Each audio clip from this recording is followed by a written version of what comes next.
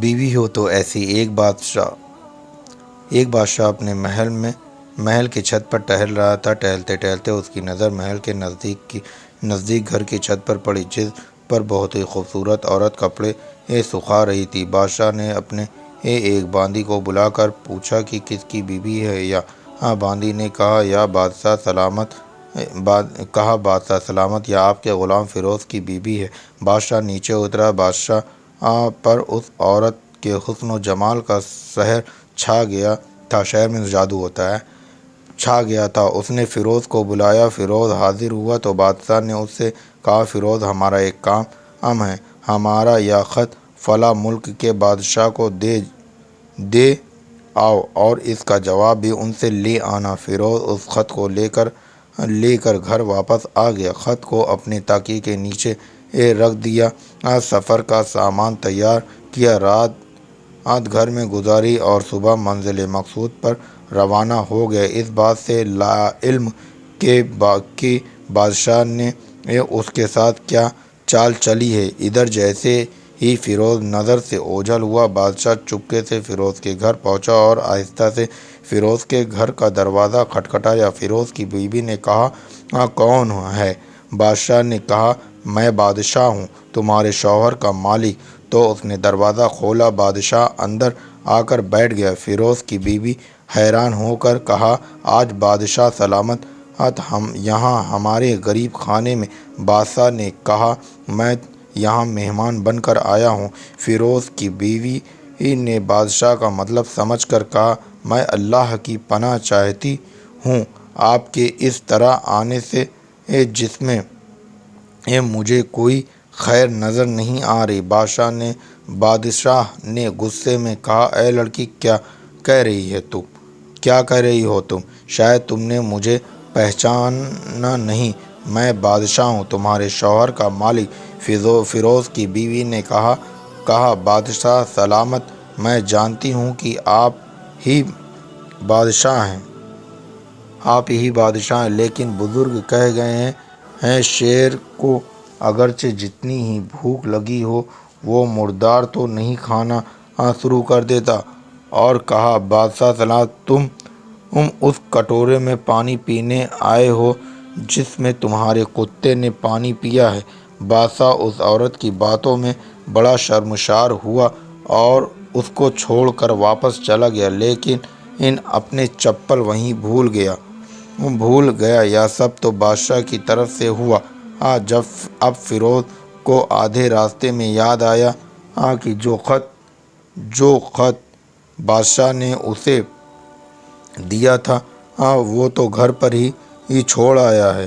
اس نے گھوڑے کو تیزی سے واپس موڑا اور اپنے گھر کی طرف لپکا۔ فیروز اپنے گھر پہنچا تو تکیے کے نیچے سے خط نکالتے وقت اس کی نظر پلنگ کے نیچے پڑے بادشاہ کے نالین یعنی چپل پر پڑی، جو وہ جلدی میں بھول گیا تھا۔ فیروز کا سر چکرا کر رہ گیا اور وہ سمجھ گیا کہ بادشاہ نے اسے سفر پر صرف اس لیے بھیجا تاکہ وہ اپنا مطلب پورا کر لے۔ فیروز کسی کو کچھ بتائے بغیر چپ چاپ گھر سے نکلا۔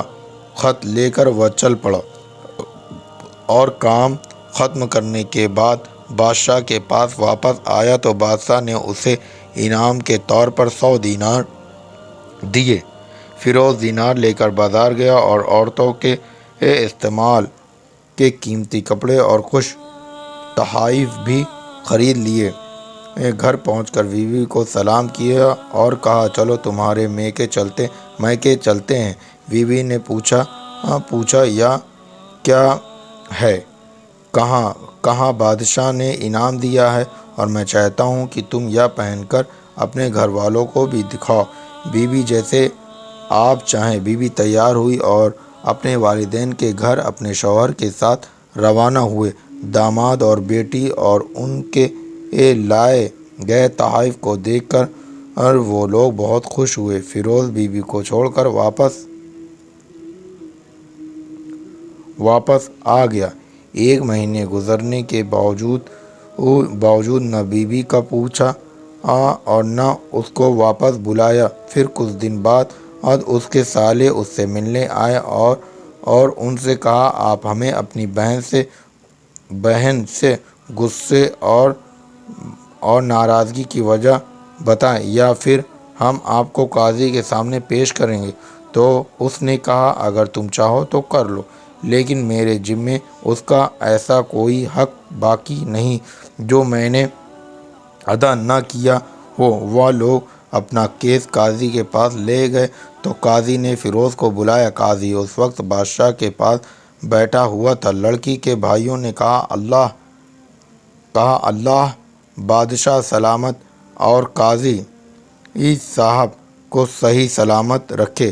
قاضی صاحب اب ہم نے ایک سبز باغ، درخت پھلوں سے بھرے ہوئے اور ساتھ میں میٹھے پانی کا کنواں اس شخص کے حوالے میں دیا تھا، تو اس شخص نے ہمارا باغ اجاڑ دیا، سارے پھل کھا لیے، درخت کاٹ لیا اور کنویں کو خراب کر کے بند کر دیا۔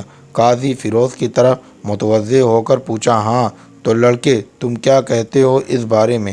فیروز نے کہا قاضی صاحب جو باغ مجھے دیا گیا تھا وہ اس سے بہتر حالت میں نے اسے واپس کیا ہے۔ قاضی نے پوچھا کیا اس نے باغ تمہارے حوالے ویسے ہی حالت میں واپس کیا ہے جیسے پہلے تھا؟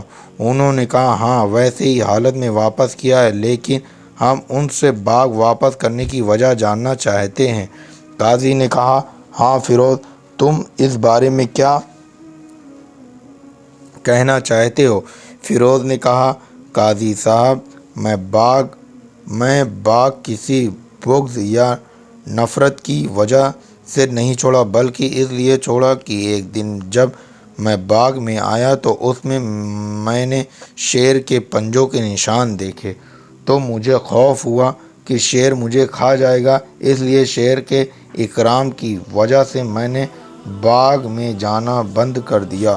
بادشاہ جو ٹیک لگائے ہوئے یہ سب کچھ سن رہا تھا اٹھ کر بیٹھ گیا اور کہا فیروز اپنے باغ کی طرف امن اور مطمئن ہو کر جاؤ، اللہ کی قسم اس میں کوئی شک نہیں کہ شیر تمہارے باغ آیا تھا، لیکن وہ وہاں پر نہ تو کوئی اثر چھوڑ سکا، نہ کوئی پتا توڑ سکا اور نہ ہی کوئی پھل کھا سکا۔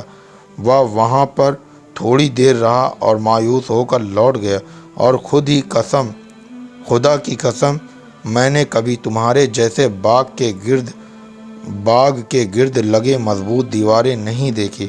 فیروز اپنے گھر لوٹ آیا اور اپنی بیوی کو بھی واپس لے لیا، نہ تو قاضی کو پتہ چلا اور نہ ہی کسی اور کو کہ ماجرا کیا ہے۔ کیا خوب بہتر ہے اپنے اہل و عیال کے راز کو چھپانا کہ لوگوں کو پتہ نہ چلے، اپنے گھروں کے بھید کسی پر ظاہر نہ کرو۔ ویڈیو اچھی لگے ہو تو لائک کریں، شیئر کریں، سبسکرائب کریں۔